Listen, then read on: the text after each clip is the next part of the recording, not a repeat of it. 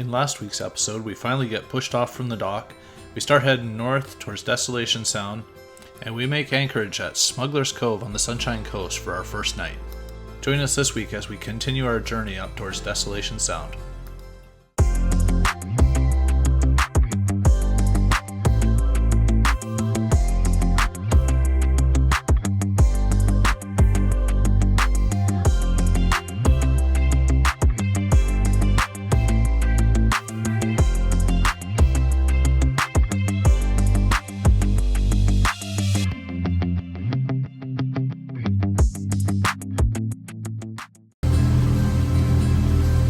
It's a little after 6 a.m. We're already out on Malaspina Strait, heading north, running about 7 knots, and just a little ways north of the Thormanby Islands, Buccaneer Bay area. So if we keep going at a current rate, we should be in Desolation by a little after lunchtime. Leaving Smugglers Cove, we head up the Malaspina Strait along the Sunshine Coast, alongside of Cortes Island, passing Powell River, Lund, Savory Island, rounding Sarah Point into Desolation Sound, and then continuing on to the anchorage at Squirrel Cove on Cortes Island. This should be a nice spot to chill for a few days. Shouldn't too bad if we can pull that off. Winds are supposed to pick up in the late afternoon, early evening, but we'll call it late afternoon just to be sure. So should give us enough time to get hooked up somewhere. So it's supposed to be sort of strong wind warning for the next couple days, so it'd be nice to get up there and not have to deal with that in between. But so far, pretty nice morning, pretty calm conditions, and let's just hope it keeps that way.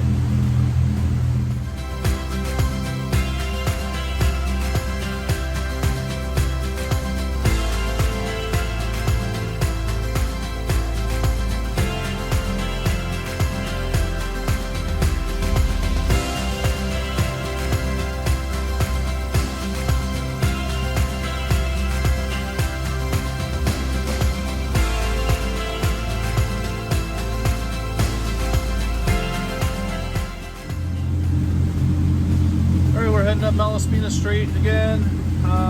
We're just approaching Northeast Point on Cortes Island. So far so good. The water's actually smoothed out pretty nicely. No swells, not even white capping at all. So it's been a pretty good morning. We're powering along at about 8.5 knots or so. Starting to hit a bit of tide now, so it's actually dropping down. 8, 7, 9 or so. And it looks like we have 30 miles to go and about 3 hours and 45 minutes to Sarah Point, which that's the entry point to Desolation Sound.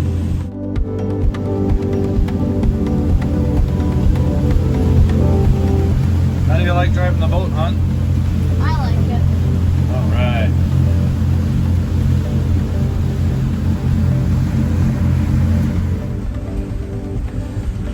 Well, we're getting pretty close to Desolation now. We got about 14 miles to go.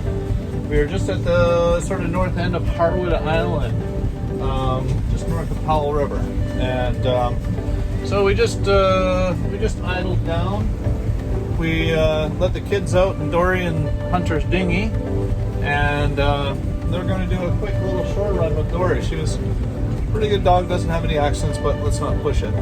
Yeah, so the kids are they're just coming up on us right here. Roger,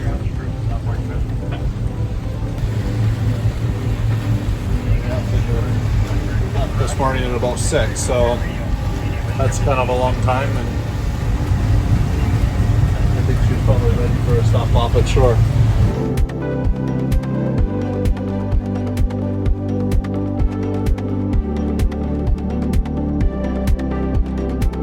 Kids are going to go off to shore there, and we're just going to idle along real slow. By the time we get to where they're going to shore, they should be done, and then they'll come back. We'll get Hunter's dinghy ready for tow, and we'll continue on. So I'm showing 13.9 miles, and yeah, we should be right in Desolation in less than 2 hours from here. looks like the kids are just off at shore right now, just over on this beach. Looks like Dory's on the beach. So hopefully they'll be done pretty quick so we can continue on. Sometimes you gotta give a little time out for the dog to do his business.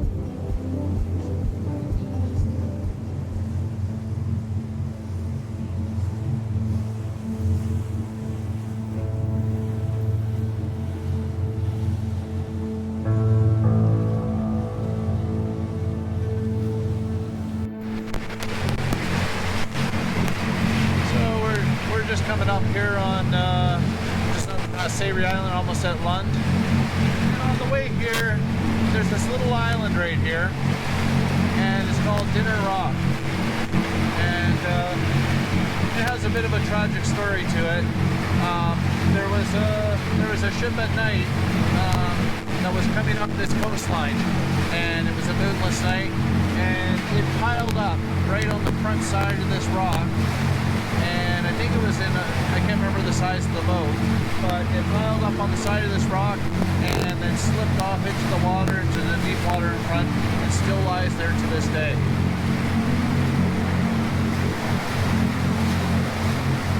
The cross on top commemorates I think some losses that were incurred during this accident. The MV Gulfstream was transiting north from Vancouver on October 11, 1947. There were 15 passengers and a crew of 21. In light to moderate winds on an overcast night and moderately rough sea conditions, the Gulfstream struck the east side of Dinner Rock shortly after 8 p.m. It was said the vessel was unknowingly off course and struck Dinner Rock unexpectedly. The Gulfstream hit with so much force that it ran up onto the rock and rolled over onto its side. It was reported 10 passengers were saved, but sadly 3 children and 2 women drowned in the tragedy. A few days later, the ship slid from Dinner Rock and sunk to the bottom in over 100 feet of water, and still remains there to this day.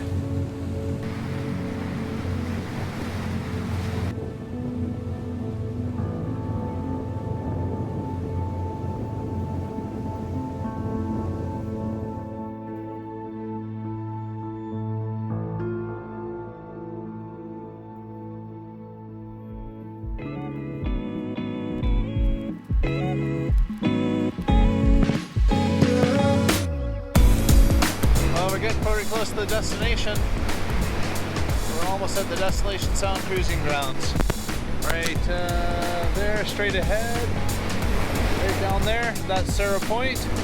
We should be there in about 10 minutes, and we'll be coming around coming around that corner, and then we'll get the full view of Desolation Sound. It's always kind of a nice vista to see after you've come all the way up from Victoria. It's pretty interesting when you think about it, because we did this in 2 partial days all the way from Sydney, and so we were leaving Sydney around 1 o'clock, 1 p.m. and we're arriving here right around 1 p.m. So that's not too bad. We did an overnight, a little over halfway, and it was a little bit medium long cruise days, but we had great conditions, very light winds the whole way, and it really wasn't that bad. Pretty much we were, depending on the tide, between 7 and 9 knots almost the whole way, but it's been a really nice cruise up here so far, and the weather looks great. Alright, we're just coming to the north end of the Copeland Islands, and we are down to about 2.5 miles till we come past Sarah Point, which is the official entrance to Desolation Sound.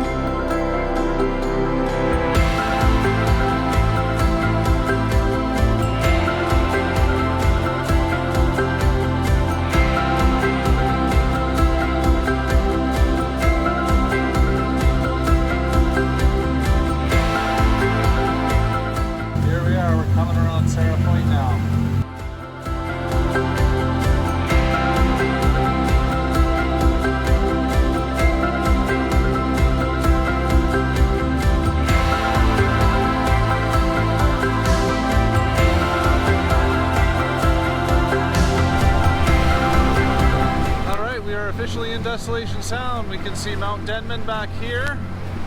Right back, we can see Mount Denman right here. And this whole area is considered Desolation Sound. And so we're gonna probably go out this way to Cortes Island, probably go to Squirrel Cove for the night.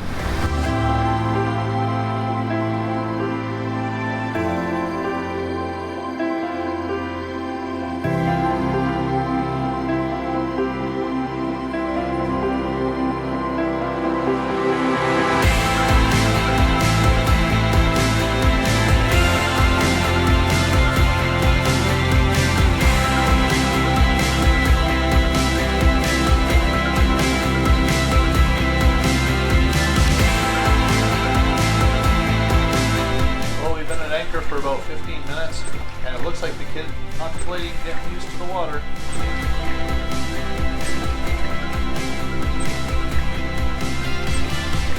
Sure enough.